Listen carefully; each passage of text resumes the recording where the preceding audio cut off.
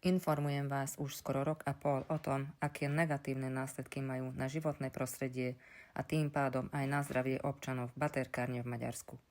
Hovorím o znečistení spodných vôd, o kontaminovanom ovzduší a o kontaminovanej pôde, čo potvrdil aj maďarský Greenpeace. Hovorím aj o čiernych skládkach s nebezpečným odpadom z recyklačiek.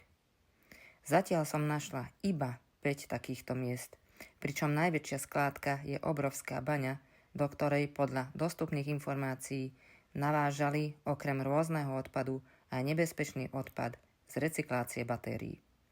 Teraz hrozí, že jednoducho povedané otrávia spodnú vodu, ktorá je len asi 7 metrov pod touto baňou a tak postupne môžu otráviť aj obyvateľov.